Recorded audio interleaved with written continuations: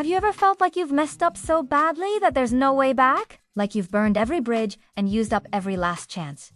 If you have, I want to share a story with you. It's a story that has echoed through thousands of years, offering hope in the most desperate of moments. It's often called the parable of the prodigal son, but I like to think of it as the story of the merciful father.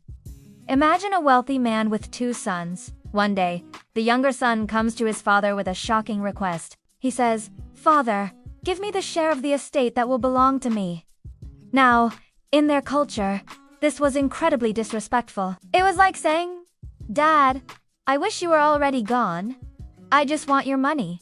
It was a deep, personal wound. Any father would have been justified in being angry, in refusing, in showing him the door. But this father, he does something extraordinary. He divides his property between his two sons. The younger son takes his inheritance, converts it all to cash, and leaves. He travels to a distant country, a place far from his family, his culture, and everything he's ever known. He's finally free. Or so he thinks. He has a pocket full of money and a heart full of desire. And for a while, it's a party. He lives a wild life, spending his money on lavish feasts, fleeting friendships, and reckless fun. He's the guy everyone wants to be around. As long as he's paying, he indulges every impulse, chasing every pleasure. But here's the thing about a life built on sand. When the storm comes, it all washes away. And the storm came. A severe famine strikes the land. Suddenly, the parties stop. The money runs out. The so-called friends disappear faster than his fortune did.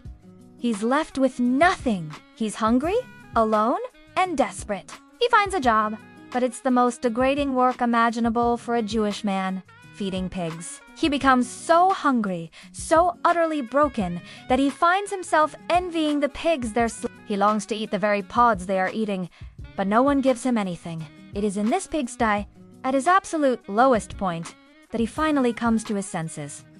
It's a powerful phrase. It's that moment of clarity that sometimes only comes when we've hit rock bottom. He thinks to himself, "How many of my father's hired servants have more than enough bread?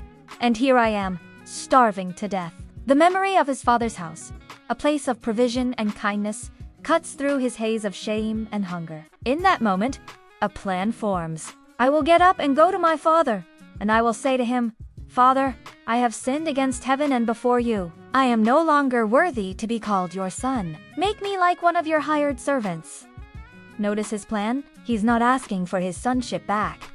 He feels he's lost that forever. He's just hoping for a job, for a roof over his head, for a piece of bread. He has rehearsed his speech. He knows he deserves nothing, but he's hoping for just a sliver of mercy. So, he begins the long journey home. Can you imagine that walk? Each step filled with a mix of shame, fear, and a tiny, flickering flame of hope. He's probably rehearsing his apology over and over in his head. What will his father say? What will his brother do? Will they even let him pass the gate? He's dirty. He smells of pigs. His clothes are rags. He is the very picture of failure. But then, something incredible happens. While he was still a long way off, his father saw him. This one line is so important. The father wasn't just sitting inside, waiting. He was watching. He was scanning the horizon day after day, hoping, longing for his son's return. This isn't a father who had written his son off. This is a father whose heart ached every single day for his lost child. And when he sees that familiar figure, that broken silhouette on the horizon, he doesn't wait. He doesn't stand on ceremony. He is filled with compassion. He runs.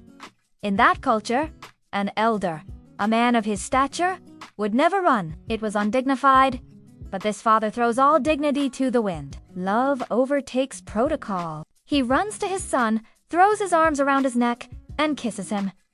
He doesn't wait for the apology. He doesn't ask where the money went. He doesn't say, "I told you so." He just holds his son. The embrace itself is forgiveness. The kiss is a sign of restoration. The son, overwhelmed, begins his rehearsed speech. "Father, I have sinned against heaven and before you. I am no longer worthy to be called your son." But his father cuts him off. He's not even listening to the apology. He's too busy celebrating. He turns to his servants and barks out orders. Quick! Bring the best robe and put it on him. Put a ring on his finger and sandals on his feet. Let's break that down. The best robe was a symbol of honor and dignity, restoring the son's status. The ring, likely a signet ring, symbolized authority and that he was a true member of the family again. The sandals were what sons wore, while slaves went barefoot. The father isn't making him a servant. He's reinstating him fully as his beloved son. But it doesn't stop there. The father says, "Bring the fattened calf and kill it. Let's have a feast and celebrate. For this son of mine was dead and is alive again. He was lost and is found." The fattened calf was reserved for the most special of occasions. This wasn't just a quiet family dinner. This was a massive, public celebration. The father wanted the entire community to know, my son is home, and he is honored. Now, the story introduces the older brother. He had been out working in the field, being the responsible, dutiful son. When he comes near the house, he hears music and dancing. He calls a servant and asks what's going on. The servant tells him, "Your brother has come, and your father has killed the fattened calf because he has him back safe and sound." The older brother is furious. He refuses to go inside. His father comes out and pleads with him, but the older brother is filled with resentment. He says, "Look, all these years I've been slaving for you and never disobeyed your orders. Yet you never gave me even a young goat so I could celebrate with my friends. But when this son of yours who has squandered your property with prostitutes comes home, you kill the fattened calf for him. You can feel his bitterness, can't you? He sees his relationship with his father as a transaction. I did my part. Where's my reward?" He feels overlooked and unappreciated. He can't even refer to the prodigal as my brother, calling him this son of yours. He was just as lost as his younger brother, but his wilderness was in his own backyard. He was lost in his self-righteousness and resentment. The father's response to him is just as tender as his response to the younger son. "My son," he says, "you are always with me, and everything I have is yours." He affirms his love and the older son's inheritance. He's not taking anything away from him. Then he gently explains, "But we had to celebrate and be glad, because this brother of yours was dead and is alive again. He was lost and is found."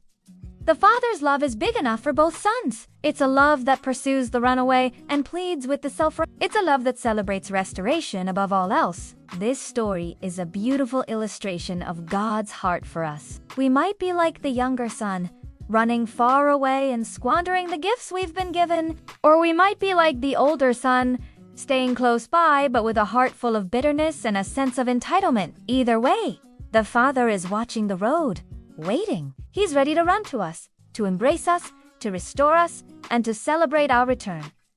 His love isn't based on our performance or our perfection. It's unconditional. It doesn't matter how far you've gone or how badly you think you've failed. The path home is always open. The Father is waiting to welcome you with open arms. Thanks for watching today. I hope this story brought you some encouragement. If it did, consider liking this video and subscribing for more content like this. We'll see you in the next one.